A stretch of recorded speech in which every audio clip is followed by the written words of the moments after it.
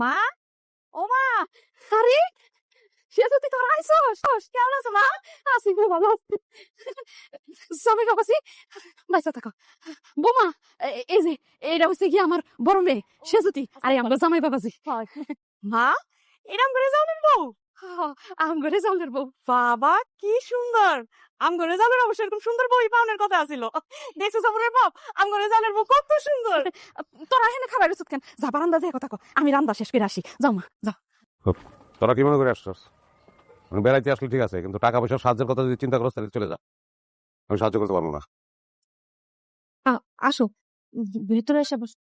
তুমি বাড়িতে আসার পর থেকে সবার সাথে ব্যবহার করছো কেন? তুমি এদেরকে চেনো না, সব থার্ড ক্লাস মেন্টালিটি।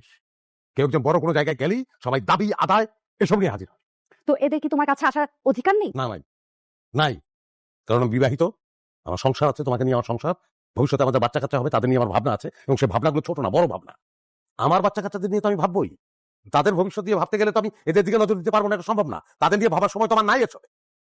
শোনো, আপনার লগে অন্তত একটু দেখা করে যাই। রেজাল্ট, ওরা তোমার অতীত, ওদের কারণে কিন্তু তুমি অফিসার রেজাল্ট হতে পারছো, আর তুমি এখন বলছো যে তাদের নিয়ে তোমার ভাবনার সময় নেই। আমি অফিসার হয়েছি কিন্তু নিজের যোগ্যতায়, আমার পরীক্ষাটা তো তারা দেয়নি, আমি পড়াশোনা করেছি, আমি পাশ করেছি, আমি অফিসার হয়েছি। আস্তে কথা বলো, সবাই শুনতে পাচ্ছে। এগুলো সত্য কথা, সবাই শুনলে অসুবিধা নাই, সত্য কথা বারবার শোনা যায়, বারবার বলা যায়।